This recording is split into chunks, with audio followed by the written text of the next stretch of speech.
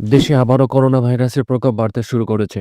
গত ২৪ ঘন্টায় স্বাস্থ্য অধিদপ্তরের পাঠানো এক সংবাদ বিজ্ঞপ্তিতে বলা হয়, সর্বশেষ ২৬ জনের শরীরে করোনা ভাইরাস পাওয়া গেছে। আর করোনায় আক্রান্ত হয়ে আরও একজনের মৃত্যু হয়েছে। এদিকে ঈদুল আজহা ও গ্রীষ্মকালীন ছুটিতে বন্ধ রয়েছে দেশের শিক্ষা প্রতিষ্ঠান। গত ১ জুন থেকে শুরু হয়েছে এই ছুটি। আবার কোনো শিক্ষা প্রতিষ্ঠানে ছুটি শুরু হয়েছে ৩ জুন। আগামী কয়েকদিনের মধ্যে ছুটি শেষে এসব শিক্ষা প্রতিষ্ঠান খোলার কথা রয়েছে। এই ছুটির মধ্যেই বাড়ছে করোনা ভাইরাসের প্রকোপ, আতঙ্ক ছড়াচ্ছে করোনার নতুন ভেরিয়েন্ট। শিক্ষার্থীদের স্বাস্থ্য নিরাপত্তা ও করোনার প্রকোপ থেকে বাঁচতে শিক্ষা প্রতিষ্ঠানে ছুটি বাড়ানো হতে পারে, এমন গুঞ্জন চলছে বিভিন্ন মহলে।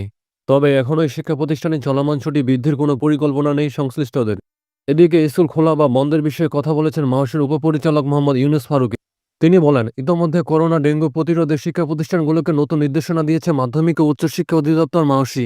তবে স্কুল বন্ধ থাকবে না চালু থাকবে সে বিষয়ে সিদ্ধান্ত নেবে শিক্ষা মন্ত্রণালয়। এমনকি স্বাস্থ্য মন্ত্রণালয় করোনা প্রতিরোধে যে নির্দেশনা দেবে সে অনুযায়ী আমরা কাজ করব।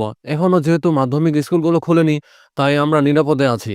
গতকাল স্বাস্থ্য সচেতনতায় যে নির্দেশনা দেওয়া হয়েছে তা সবাইকে মেনে চলার আহ্বান জানাচ্ছি। শিক্ষা মন্ত্রণালয়ের সূত্রে জানা গেছে, আবারও করোনা প্রকোপ বৃদ্ধির কারণে এখন এই শিক্ষা প্রতিষ্ঠানে চলমান ছুটি বৃদ্ধি করা হচ্ছে না। শুরুতে স্বাস্থ্যবিধি মেনেই শিক্ষা কার্যক্রম চালু হবে।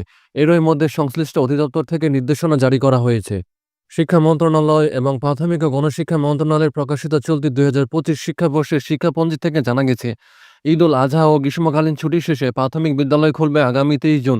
এদিকে মাধ্যমিক বিদ্যালয়ে ছুটি শেষ হবে ১৯ জুন। আর ১৫ জুন খুলেছে দেশের সব সরকারি বেসরকারি কলেজ। এদিকে আগামী ২৬ জুন থেকে শুরু হতে যাচ্ছে এইচএসসি ও সমমান পরীক্ষা। করোনা ভাইরাস ও ডেঙ্গুর সংক্রমণ বাড়াইয়ে পরীক্ষা চলাকালে সারা দেশে সব কেন্দ্রে মেডিকেল টিম সক্রিয় রাখার নির্দেশনা দেওয়া হয়েছে। কোনো পরীক্ষার্থী অসুস্থ হয়ে পড়লে তাৎক্ষণিক তাকে সেবা দেওয়ার জন্য এ ব্যবস্থা নিয়েছে বাংলাদেশ আন্তঃশিক্ষা বোর্ড সমন্বয় কমিটি। এছাড়া সারা দেশে করোনা ভাইরাস এবং ডেঙ্গু রোগের সংক্রমণ হারের ঊর্ধ্বগতি বিবেচনায় পরীক্ষা কেন্দ্রে এবার বিশেষ কিছু নির্দেশনা মেনে চলতে হবে। নির্দেশনাগুলো হলো, কেন্দ্রে প্রবেশের সময় পরীক্ষার্থী সহ পরীক্ষা সংশ্লিষ্ট সবার মাস্ক পরিধান বাধ্যতামূলক। পরীক্ষা কেন্দ্রের প্রবেশপথে হ্যান্ড স্যানিটাইজার রাখতে হবে। ডেঙ্গু বিস্তার রোধে কেন্দ্রের অভ্যন্তরে এবং আশেপাশে পরিষ্কার পরিচ্ছন্ন রাখতে হবে। পরীক্ষা শুরুর পূর্বে কেন্দ্রের অভ্যন্তরে মশক নিধন ওষুধ স্প্রে করতে হবে।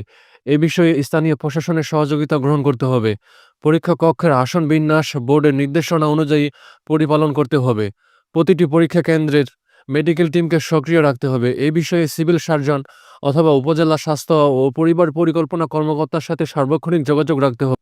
জনসচেতনতা বৃদ্ধির লক্ষ্যে স্থানীয় প্রশাসনের সঙ্গে সমন্বয় করে স্বাস্থ্যবিধি মেনে পরীক্ষায় অংশগ্রহণ এবং পরীক্ষা কেন্দ্রের সামনে অভিভাবকদের জটলা নিরুৎসাহিত করার প্রচারণা চালাতে হবে।